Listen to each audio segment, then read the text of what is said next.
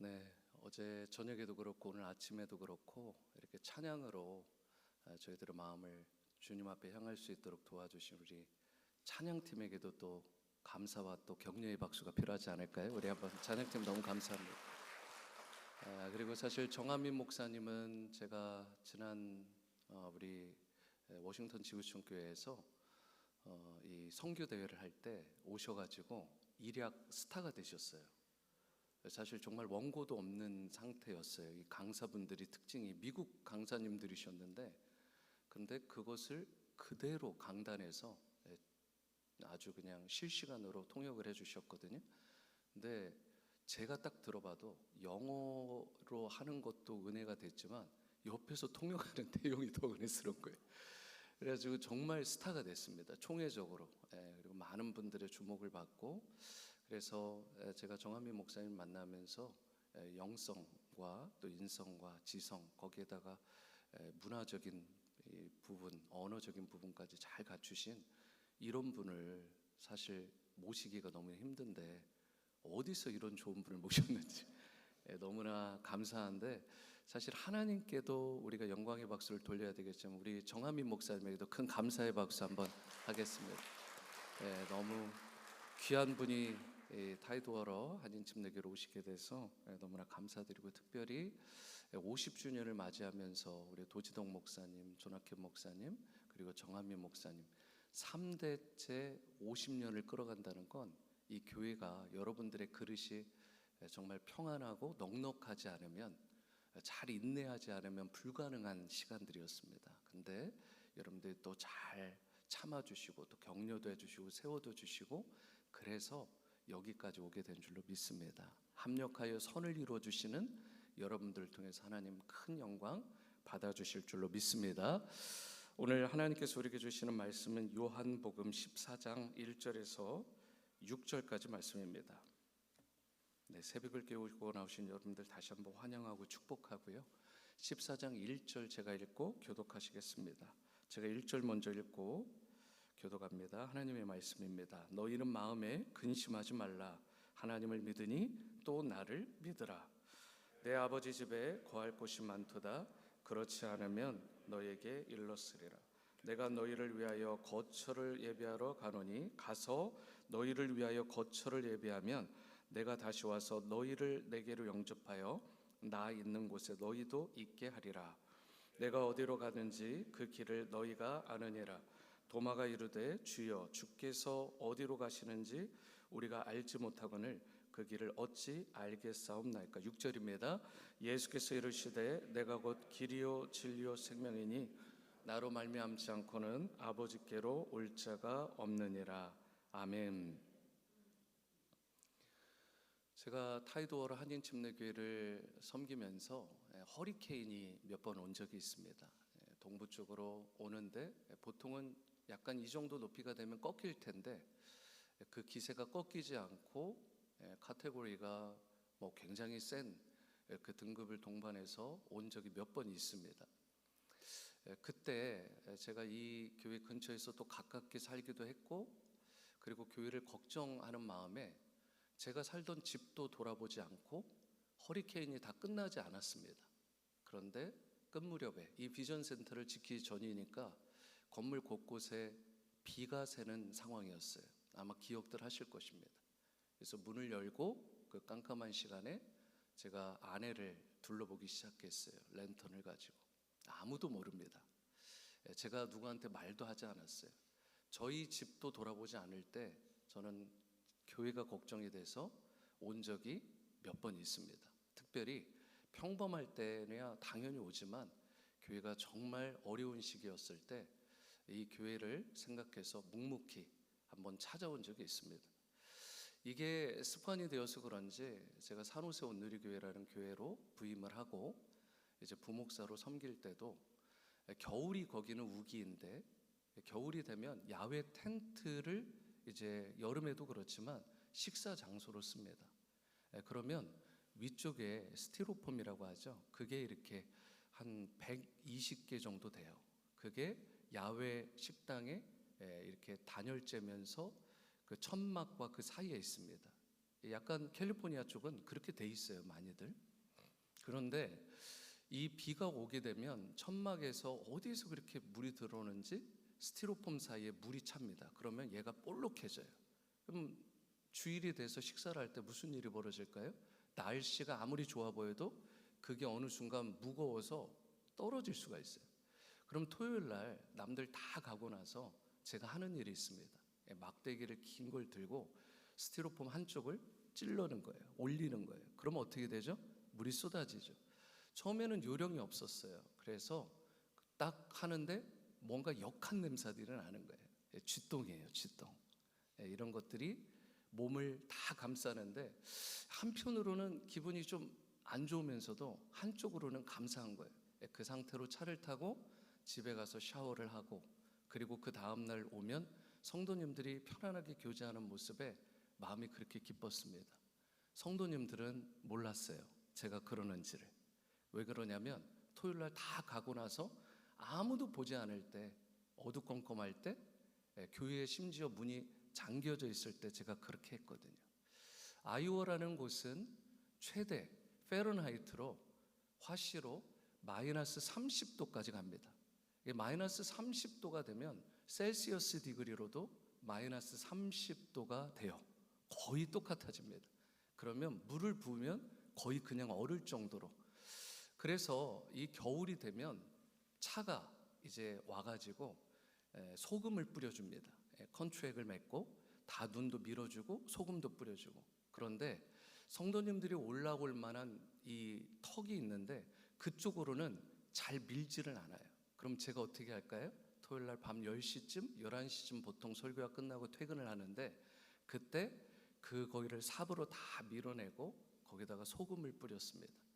여름이 되면 이제 잔디가, 거기가 5.5 에이커 정도 됐는데 잔디를 몇 시간씩 성도님들이 수고해서 로테이션으로 깎으셨어요. 너무 감사하잖아요. 근데 여름에 비가 오면 이것들이 모여들어가지고 하수구를 막는 거예요. 그래서 한 집사님이 어느 날 보니까 반바지를 입고 런닝 차림에, 연세가 있으신 분이에요. 70 중반 정도 되시는데 그분이 그거를 거두시는 거예요. 그 하수구를 뚫어내는 걸 보게 된 거예요. 아, 저렇게 하는 거구나. 그 다음에는 그분이 하기 전에 제가 반바지를 입고 들어갔어요. 아무도 모릅니다. 그렇게 몇 년을 섬겼어요. 아무도 모르게. 하나님께서 그것을 어여삐 여겨주셨던 것 같아요. 사실 제가 인터내셔널 처치를 섬겼는데 올레이션스 베프티스트 처치라는 이름에 걸맞게 그 교회는 15개국 성도들이 섬겼습니다. 그러니까 한옥권에서는 한국어로 설교를 하면 영어 통역이 되고, 영어권에서는 영어로 설교를 하면 프렌치로 통역을 해야 돼요. 그래서 뭐 영어권 같은 경우는 3분의 1이 이 아프리칸 피플들이고, 그 다음에 3분의 1은 커케이션, 3분의 1은 에이시안이었습니다. 물론 한옥권이 워낙 많으니까 그쪽은 뭐 그렇다 치더라도 영어권도 그렇고요, 한옥권도 5개국이었습니다. 참 특이한 경험을 한 거죠. 그렇게 하고 나중에 하나님의 부르심이 있어서 워싱턴 지구촌 교회로 부임을 하게 됐습니다. 사실 우리가 교회를 사랑한다라는 것은 다른 말로만 사랑하는 것이 아닌 것 같아요. 누구도 보지 않을 때 묵묵하게 교회를 돌아보고, 또 교회가 혹시 뭔가 해를 당하진 않았는지, 그리고 교회에 속한 모든 것들, 강대상의 마이크, 악기 하나, 그리고 화장실에 있는 모든 것들, 그리고 바닥에 쓰레기가 혹시나 떨어지진 않았는지 둘러보는 그 마음. 그러니까 하나님께 속한 모든 것들을 사랑하는 거예요. 물론 하나님을 사랑하고 또 하나님께 속한 성도님들을 사랑하는 건 기본이고, 그리고 하나님께 속한 이 건물을 사랑하는 것도 곧 교회를 사랑하는 것인 줄로 믿습니다. 제가 이번에 참 감사했던 것 중에 하나는 여러 가지가 있지만, 그 중에 교회를 돌아보니까 10몇 년이 지났고 또 본당은 더 오래된 시간이지만 너무 깨끗한 거예요. 이번에 오셨던 외부에서 오신 목사님도 보니까 교회가 너무 깨끗하다고, 저도 동일하게 느꼈어요. 여러분들의 사랑의 그 손길들, 또 섬김들, 그 숨결들이 거기 곳곳에 있는 것을 느끼면서 참 타이도어러 한인침례교회가 50주년을 맞이한 것 결코 우연이 아니구나. 그리고 이 지역을 대표하고 영혼을 구원하고 예수님 제자 삼는 그런 교회로 쓰임받는 것 우연이 아니구나 라고 생각을 했습니다. 하나님을 사랑하시고 주님의 몸된 교회를 사랑하시는 여러분들을 통해서 하나님께서 계속해서 부흥의 역사, 회복의 역사, 구원의 역사를 일으켜 주실 줄로 믿습니다. 이번 주제가 리바운드, 다시 일어나라 라는 주제인데요, 오늘 두 번째 이 새벽 말씀은 리바운드, 근심을 이기라입니다. 근심을 이기라. 송규론 목사님의 시간을 붙잡는 지혜라는 글을 읽게 되었는데요, 거기에 프랑스의 잔 루이즈 칼망이란 할머니에 대해서 실린 기사 내용을 보게 됐습니다.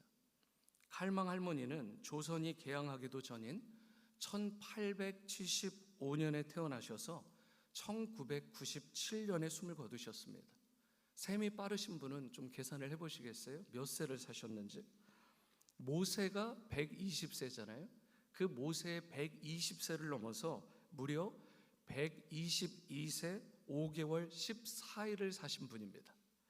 그래서 여러분들이 구글링을 해보시면 기네스 세계 기록에 따르면 현재까지 확인된 세계 최장수 기록의 보유자가 이 칼망 할머니십니다.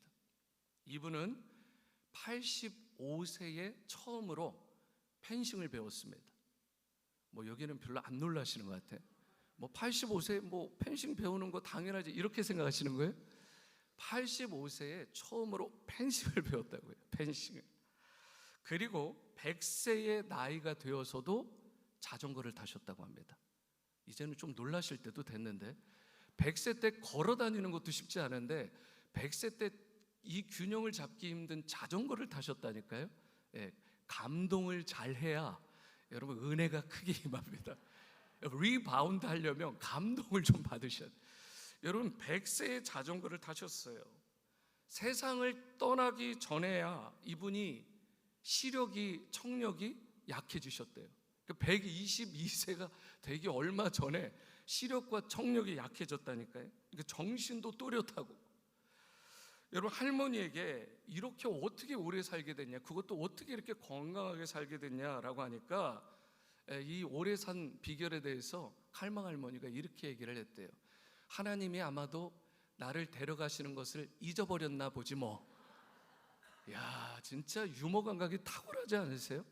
좀 우리가 이렇게 유머 감각이 있어야 되지 않을까요? 저희 교회 이제 그 실행위원분들이 계세요. 안수 집사님들이 계신데 이분들이 저희가 회의를 할 때마다 준비해 오는 게 있어요. 아재 개그를 연구해 오십니다. 그러니까 서로 아재 개그를 해요. 그러니까 유튜브에서 연구를 해오든 뭘 하든 하여튼 재밌는 유머를 하나씩 다 장착하셔야 돼요. 그래가지고 나중에는 요즘에 한번 미팅을 할 때는 서로 개그를 하려고요. 서로 유머를 하려고. 저는 그게 교회의 부흥과 직결되는지는 모르겠지만 교회의 따뜻함과 연결이 된다라고 믿습니다. 교회가 유머 감각이 있어야죠. 마음껏 웃고 함께 세워가는. 여러분 예전에는요 100세 이상을 사는 분이 극소수였어요. 아주 특별한 사람들만 사셨잖아요.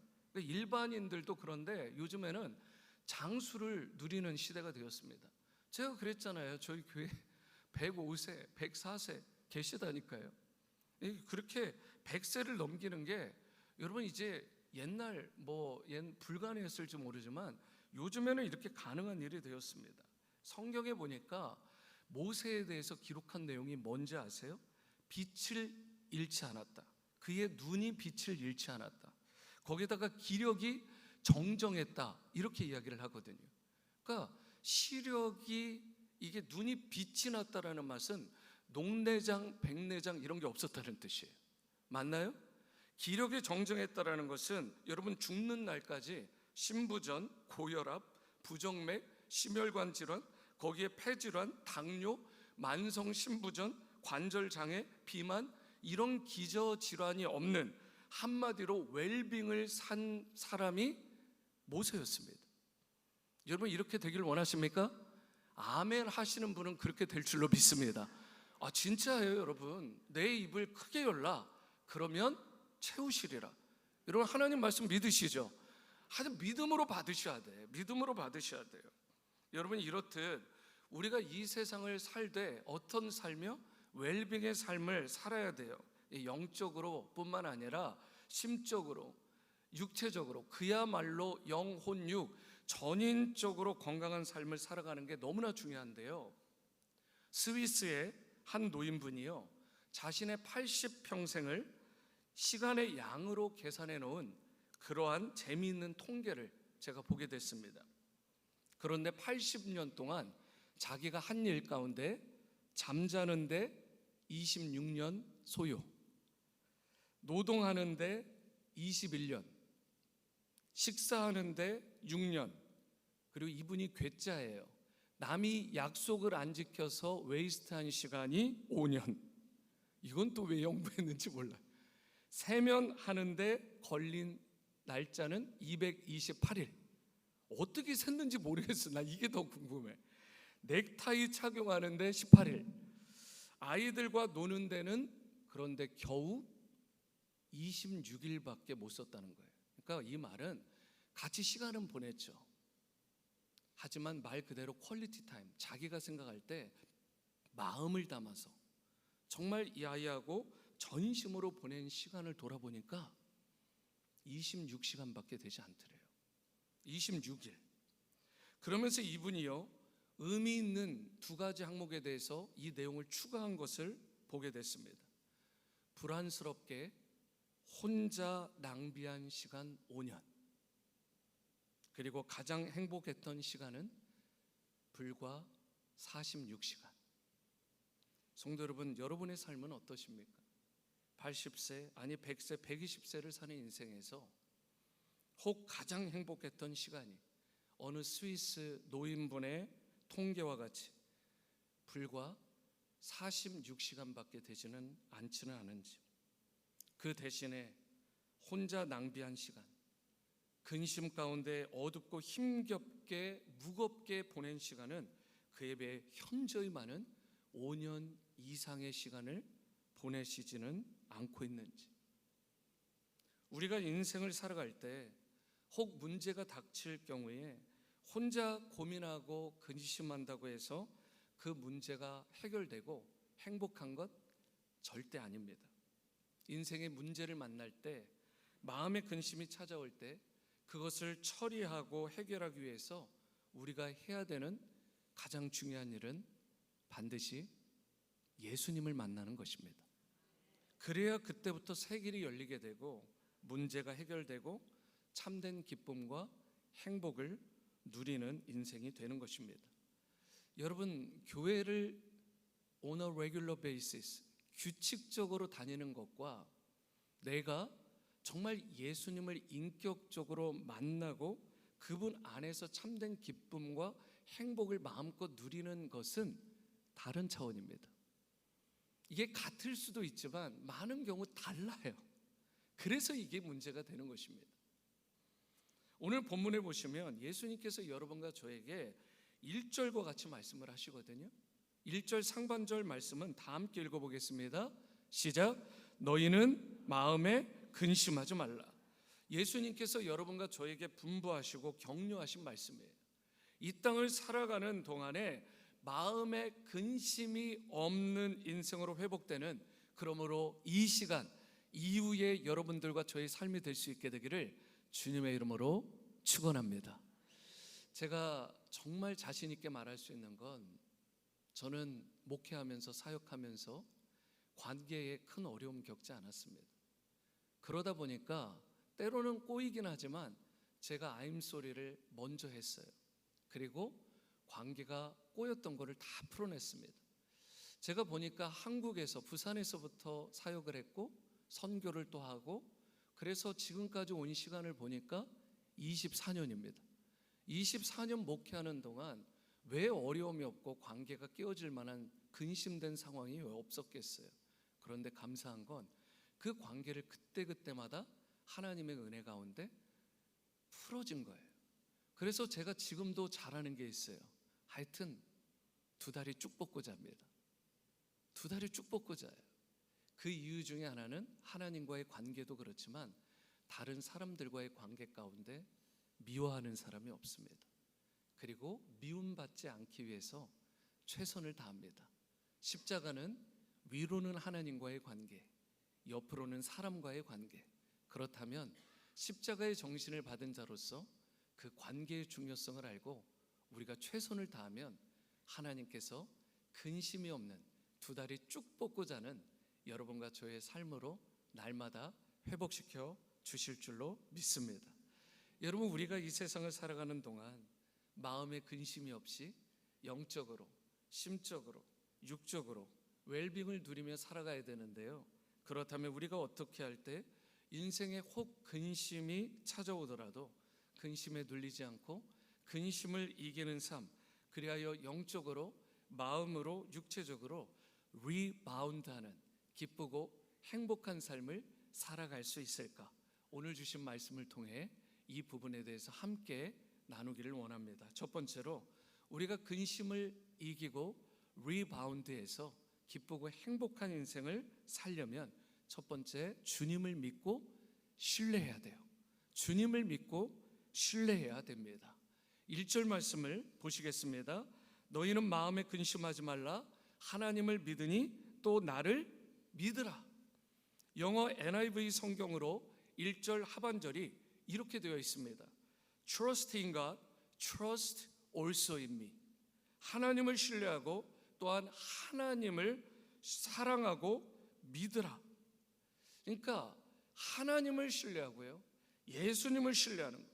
그러니까 요동치는 이 세상 가운데서 요동하지 않는, 흔들리는 이 세상에서 흔들리지 않는 인생으로 살아가려면 우리가 가장 먼저 해야 되는 것은 주님을 신뢰하는 것입니다.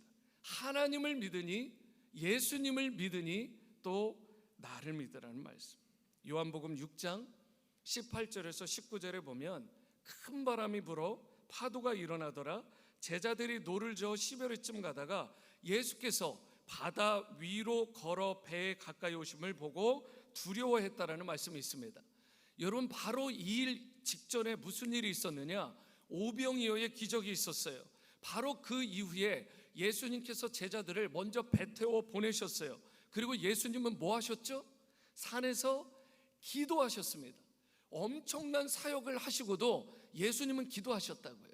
예수님은 또 그 사역들을 이루시고 새벽 미명에 뭐 하신 줄 아십니까? 기도하셨어요. 하나님의 본체시고 하나님이신 그분도요, 여러분 기도하셨어요. 하물며 인간인 우리가 예수님보다 더 어쩌면 기도해야 이 세상을 이겨낼 수 있지 않겠습니까? 그런데 왜 기도하지 않죠? 여러분, 우리 가운데 가장 큰 문제는 어쩌면 이 문제 아닙니까? 예수님께서는요, 제자들을 보내놓고 나서 산에 올라가서 그 무거운 몸, 지친 몸을 이끌고 하나님과 독대하며 기도하셨다니까요. 그 가운데였어요. 요한복음 6장 21절, 20절, 21절 물 위를 걸어오셔서 두려워하던 제자들에게 하신 말씀이 함께 읽어봅니다. 시작. 이르시되 내니 두려워하지 말라 하신대 이에 기뻐서 배로 영접하니 배는 곧 그들이 가려던 땅에 이르렀더라. 여러분, 물 위를 사람이 걷는 것 불가능합니다. 그러나 천지를 창조하시고 모든 만물의 주관자가 되신 바로 주님, 그 예수님이시기 때문에 물 위를 걸어서 그들 가운데 오신 것입니다. 물 위를 걸으신 것은 예수님의 신성, 예수님의 하나님 되심을 보여주신 거예요. 그리고 이 일이 있기 전에 무슨 일이 있었다고요? 오병이어의 기적이 있었다고요. 그러면 예수님께서 걸어오셨을 때 제자들은 어떻게 했어야 돼요? 여러분, 정신을 바짝 차리고, 그렇지, 오병이어의 기적을 일으키신 그 예수님이라면 충분히 물 위를 걸어오실 수 있지라고 그분을 영접했어야 되는 거 아니겠어요? 여러분과 저도요, 수없이 많은 기적들을 체험한 존재들 아닙니까? 그런데 어느 순간 셀 수도 없이 많은 기적들을 우리에게 베풀어 주시고 셀 수도 없이 많은 그러한 은혜들을 우리 가운데 베풀어 주신 것을 어느 순간 잊어버리는 거예요. 그리고 조금만 문제가 있으면 컴플레인하고 근심하고 하나님께 시선을 두기보다는 내 문제에 집착하고 내 마음의 상태에 내가 그만 함몰되어서 넘어지고 쓰러지는 것을 경험하게 되는 것입니다. 하나님께서 타이도어라 한인 침례교회 50년 동안 역사하신 이 모든 순간들은 우리가 알게 모르게 기적 그 자체였는 줄로 믿습니다. 여러분, 한순간도 주님의 기적과 은혜가 없었던 적은 없는 것입니다. 마찬가지로 여러분과 저의 가정에도, 개인의 삶에도 하나님의 그 기적과 그 은혜가 임하셨기 때문에 오늘 여러분과 제가 이 새벽을 깨우고 이 자리에 앉아 하나님께 예배하고 그분의 살았고 운동력 있는 말씀을 듣게 되는 줄로 믿습니다. 여러분, 우리에게 필요한 것은 하나님을 향한 철저한 신뢰인 거예요. 제자들은요, 예수님께서 자연보다 크신 분, 바다와 파도의 주인이 되시고 모든 걸 다스리실 수 있는 분임을 분명히 보았어요. 굶주린 자들을 먹여주셨고 병든 자들을 치유하셨고 심지어 제자들은 죽은 자를 살리신 예수님을 봤어요. 이 모든 것은 분명 예수님의 신적 행동, 신적인 역사였고요. 제자들은 그러한 예수님을 보았기 때문에 안심하고 그 예수님을 트러스트, 신뢰했어야 되는 것입니다. 그래서 예수님께서 오늘 본문 1절에서 이렇게 말씀하신 거 아니에요? 하나님을 믿으니 또 나를 믿으라. Trust in God, trust also in me. 제가 사는 곳에서 약 50분 정도 되는 거리에 볼티모어 시리가 있고요. 그곳에 존스 홉킨스라고 하는 아주 좋은 병원이 있습니다. 1889년에 설립된 후로 지난 120여 년 동안 수많은 최초의 발견, 거기다가 과감한 임상 적용을 통해서 난치병 환자들의 마지막 희망, 의학의 표준 정립이라는 찬사를 받은 병원이기도 한데요. 현대 의학의 아버지라고 불려지는 윌리엄 오슬러라는 인물이 존스 홉킨스 병원과 존스 홉킨스 의과대학을 세우는 일에 아주 혁혁한 그런 공을 세웠습니다. 그런 윌리엄 오슬러도 풋내기 의대생이었던 그런 시기가 있었어요. 앞날에 대한 그런 걱정과 근심이 많았고요. 그런데 그러한 근심 가운데 함몰되어 있던 이 인생을 어둠 가운데서 끌어낸 것은 다름 아닌 우연히 읽게 된 토머스 칼라일의 글 한 토막이었습니다. 이런 문구였습니다. 우리가 해야 할 중대한 일은 멀리 있는 불확실한 일이 아니라 아주 가까이에 있는 확실한 일이다. 이게 무슨 뜻이냐면요, 많은 사람들이 다 알 수도 없는 내일로 인해서 마음에 괜히 근심하고 걱정하며 살아가기 때문에 정작 오늘 지금 최선을 다하지 못하고 살아가더라는 거예요. 윌리엄 오슬러가 이 글을 읽은 후에 몬트리올 제너럴 하스피럴에서 근무하던 시절부터 이렇게 작정을 합니다. 그래, 내가 마음에 근심하는 대신에 오늘의 최선을 다하자. 근심을 버리고 최선을 다하자. 그리고 나서 그가 뛰어난 의사가 된 후에 예일 대학에서 이런 연설을 남기게 됩니다. 미래는 오늘뿐이다. 미래 안에 내일이란 없다. 사람이 구원받을 수 있는 날은 바로 오늘이지 내일이 아니다. 그렇기 때문에 여러분과 저도 지금이라는 시간을 낭비하지 말고 주님께 계속해서 드려야 될 줄로 믿습니다. 그렇게 주님 안에서 부끄럽지 않은 오늘을 살게 되면 우리의 미래를 주님께서 책임져 주시는 것입니다. 사실 근심이라는 것은 내가 노력한다고 해서 쉽게 사라지는 거 아닙니다. 내가 다짐한다고 해서 근심이 사라지는 것도 아니에요. 그렇기 때문에 마음에 근심이 찾아올 때, 알 수 없는 근심이 나를 짓누를 때, 여러분 바로 그 순간 하나님을 바라보시고 하나님을 트러스트 할 수 있게 되기를 바랍니다. 창조자가 되시고 공급자가 되시고 전능자가 되신 그분만을 신뢰하고 의지하시며 바로 그것을 내일이 아니라 지금부터 실천하실 수 있게 되기를 바랍니다. 그리고 주님께서 맡기신 가정 돌보기, 사역 감당하기, 학업과 연구에 집중하기, 직장 일하기 등 내일 무슨 일이 일어날 거를 막연히 근심하면서 하루를 웨이스트하지 마시고 지금이라는 이 시간, 오늘이라는 이 순간을 소중히 여기며 주님께서 맡기신 그 모든 일들에 최선을 다해 기쁨으로 감당하는 여러분과 저의 삶이 될 수 있게 되기를 바랍니다. 두 가지만 걱정하라라는 의미 있는 글이 있습니다. 여러분, 새벽이다 보니까 정신을 바짝 차리고 잘 따라오셔야 돼요. 굉장히 빨리 지나갑니다. 너무 걱정하지 마라. 걱정할 거면 두 가지만 해라. 첫째, 지금 아픈가 안 아픈가? 안 아프면 걱정하지 마라. 둘째, 만약 아프면 거기서도 두 가지만 걱정해라. 낫는 병인가 안 낫는 병인가? 만약 낫는 병이면 걱정하지 마라.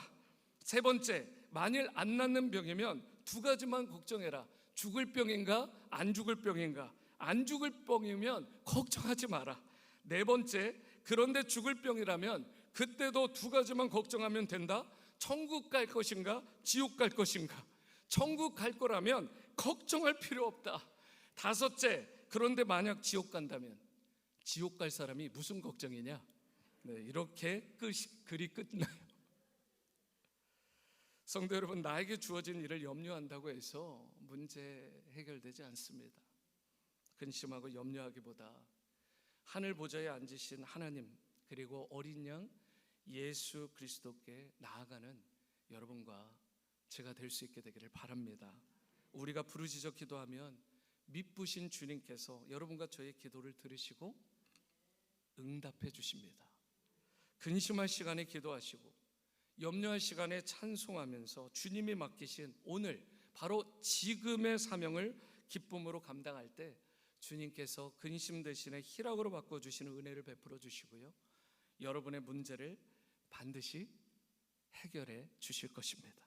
항상 주님을 신뢰하고 바라보심으로 근심을 이기고 또한 기쁨과 참된 행복을 누리며 살아가는 여러분 되시기를 주님으로 축원합니다. 두 번째이자 마지막으로 우리가 근심을 이기고 리바운드하는 그런 기쁘고 행복한 인생을 살아가려면 영생의 길을 알아야 돼요. 두 번째로 영생의 길을 알아야 합니다. 4절 말씀을 보십니다. 내가 어디로 가는지 그 길을 너희가 아느니라. 예수님께서 이렇게 말씀하셨는데 5절에 보면 도마는 예수님이 어디로 가시는지 도저히 이해를 못해요. 도저히 깨닫지를 못해요. 그동안 주님과 함께 동거동락을 하면서 오랫동안 함께 먹고 자고 주님이 베풀어 주신 놀라운 기적들을 다 보고 메시지를 들었는데도 도대체 예수님의 말을 알아듣지를 못해요. 이 토마스가. 5절을 볼까요?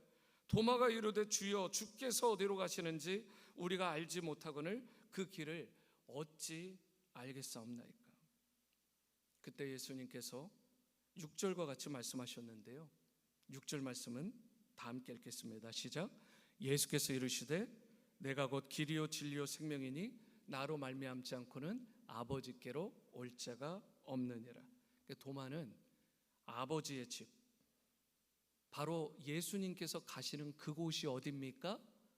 라고 물어봤는데 예수님의 답변은요, 그곳을 가는 길, 그곳을 가는 방법에 대해서 말씀을 하세요. 이게 더 중요하다는 거예요. 예수님께서 분명하게 말씀하셨어요. 뭐라고요?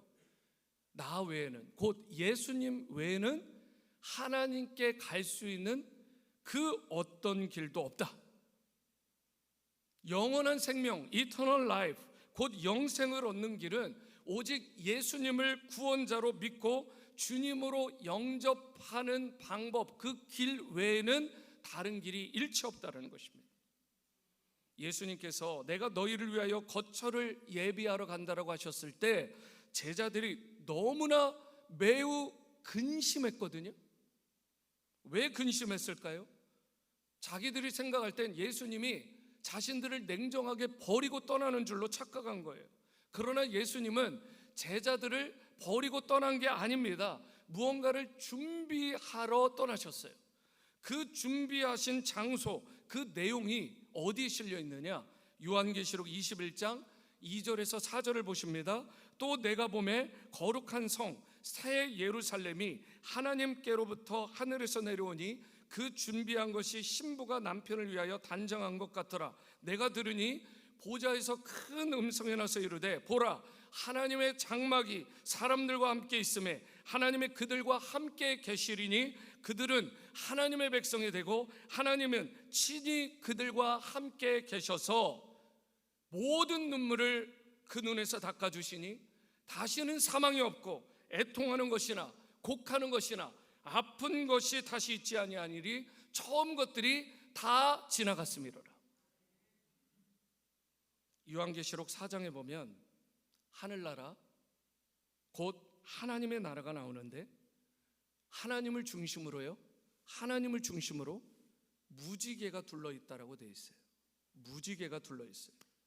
그리고 그 무지개 주위로 네 생물, 그리고 24장로가 둘러있다라고 말합니다. 이것을 동시몬이라고 해요. 동시몬. 하나님의 나라는 이렇게 되어 있다라고 성경에 기록이 되어 있어요. 그런데 거기서 중요한 게 무엇이냐? 제가 묵상을 해보니까 동시몬을 이룬 자체의 핵심이 무엇이냐면 그 동시몬의 가운데에 누가 계시냐는 거예요. 하나님이시죠. 여러분과 저의 인생이 근심하지 않고 기쁨의 인생, 행복하고 복된 인생으로 회복되려면, 리바운드 되려면, 그렇게 정말 일평생 살아가려면 우리의 삶의 중심에 누가 계셔야 되는 거예요? 하나님이 계셔야 되는 것입니다. 하나님이 내 인생의 중심에 계시지 않으면 그 어떤 것들을 쌓아놔도, 아무리 위대한 것들을 다 내가 테이크해도 절대 근심을 이겨낼 수 없습니다. 우리 인생의 중심, 우리 가정의 중심, 그리고 근심이 없는 교회, 행복한 교회가 되려면 그 교회의 중심, 가정의 중심, 개인의 중심, 우리 자녀들의 중심에 하나님이 계셔야 될 줄로 믿습니다. 여러분, 예수님께서는 그러한 처소를 예비하고 오면 너희를 영접하겠다고 말씀한 거잖아요. 너희도 나 있는 곳에 있게 할 것이다. 제자된 우리도 예수님 계신 천국에 거하게 하시겠다라는 놀라운 약속을 주신 거죠. 제자들은 문제는 이 사실을 깨닫지 못한 거예요. 천국에 이르게 하시는 그 예수님께서 영생을 주시는 유일한 길이 된다라는 사실을 그들이 깨닫지 못한 거예요. 오늘날 인생들이 근심하고 신음하고 아파하는 메인 리즌, 주 원인은 바로 영생의 길을 발견하지 못했기 때문에 그래요. 영생의 길을 발견한 사람은 정말 다릅니다. 여러분, 저는 임종을 많이 경험하잖아요. 그래서 2주에 2주 만에 저희 교인들만 3분들을 장례를 모신 적도 있습니다. 그렇게 장례가 자주 있어요. 성도님들이 많으시니까 연세 드신 분들도 많고. 그런데 그 중에 한 분이요, 이게 병이 심해지셔서 어떤 분은 두 다리를 절단하게 됐어요. 너무나 훤칠하시고 멋있는 분이세요. 잘생기셨습니다. 근데 어느 순간 균이 다리에서 치고 올라와가지고 심장을 어택하기 전에 다리를 절단하지 않으면 안 되는 것이 급속하게 일어난 거예요. 그래서 수술을 받기 전에 신방을 했고, 수술을 받고 나서 병원에 가서 또 신방을 했습니다. 병원에 갔는데 따님이 저에게 한쪽 편에서 영상을 하나 보여주시는 거예요. 수술 받고 얼마 안 되셔서 바로 그 순간에 이분이 찬양을 부르시는 장면이었어요. 그 어디나 하늘나라, 초막이나 궁궐이나 내 주여스 모신 곳이 그 어디나 하늘나라. 제가 마음으로 울컥하더라고요. 정말 나에게도 이러한 신앙의 고백이 나올 수 있을까? 정말 자신 없더라고요, 목사인데. 근데 이분은 교회에서 존재감이 별로 없어요. 그 많은 성도들 가운데 어떻게 보면 많이 아는 분들도 아닌데 저는 그렇게 생각했어요. 이분이 믿음의 거인이구나. 진짜 믿음은 환난과 근심을 만났을 때 드러난다는 사실. 여러분과 저에게 그런 일이 닥칠 때 그 어디나 하늘나라 또는 푸른바다 나선이 몸 어디든지 가오리라. 여러분 이렇게 찬양하며 주님께 우리의 마음을 둘 수가 있을까요? 여러분 우리가 영생의 길을 발견하면 이런 신앙이 가능해지는 거예요. 영생의 길을 정확하게 믿고 깨달은 자는 그 어떤 순간에도 병석에서도 두 다리를 잃어도 하나님을 찬미하는 인생이 되는 것입니다. 그리고서 그분이 저에게 그러더라고요. 목사님, 다음 부활절에 꼭 교회에서 뵙겠습니다. 꼭 뵙겠습니다. 물론 내년을 오기 전에 올해 이미 하나님의 부르심을 받았지만 저는 그분의 그 마지막 순간을 잊을 수가 없어요. 너무나 대단한 믿음의 거인의 모습. 저와 여러분들이 영생의 복을 제대로, 그 영생의 길을 제대로 믿고 누리면은요, 돈 때문에 주눅들지 않습니다. 한 줌 재와 같은 권력과 명예 때문에 안달복달하고 그걸 잃을까봐 바들바들 떨지 않아요. 영생의 축복을 누린 자가 되면 정말 당당해집니다. 그리고 거침없이 담대하게 멋지게 사는 인생으로 비상하게 되는 것입니다. 예수님은 모든 인생들에게 분명히 영생의 길이 되어주세요. 그래서 6절을 NIV 성경으로 보시면 이렇게 되어 있습니다. I'm the way, the truth, and the life. Way, truth, life. 그 명사에 뭐가 붙어 있어요? 정관사 더가 붙어 있습니다. 어느 순간 제 무릎을 딱 쳤어요. 그래, 그 길, 그리고 그 진리, 그 생명. The way, the truth, the life. 다시 말해서 다른 길은 없는 것입니다. 정관사 더가 붙었다라는 건 유일하다라는 뜻이에요. 다른 진리, 다른 생명 없는 것입니다. 예수님만이 유일한 길이 되시고 진리가 되시고 생명이 되시는 것입니다. 예수님으로 말미암지 않고는 하나님 아버지께로 나아갈 다른 길은 일체 없는 것입니다. 오직 예수님 안에 참된 평강과 기쁨과 행복이 있는 것입니다. 그 영생의 길 되신 예수님을 알고 믿고 받아들일 때 삶에 찾아오는 근심에 눌리지 않게 되고 근심을 이기고 승리하게 되는 것입니다. 많이들 아실 수 있는 스토리인데요, 유종옥 사모님이 쓴 울고 있는 사람과 함께 울 수 있어서 행복하다라는 책의 내용으로 오늘 메시지를 마치려고 합니다. 이런 내용이에요. 나는 요즘 내 삶의 모든 경기에 임하면서 두려움이 사라졌다. 그것은 경기에 임하는 선수의 이름 대진표를 바꾸었기 때문에 그렇다. 다윗도 그 경기의 대진표의 이름을 바꿀 수 있었기에 근심하지 않고 승리할 수 있었다. 소년 다윗 때 골리앗 장수, 누가 봐도 다윗이 진다. 하나님 대 골리앗 장군, 누가 봐도 골리앗이 진다. 모세도 이 경기의 대진표의 이름을 바꿀 수 있었기에 근심하지 않고 승리할 수 있었다.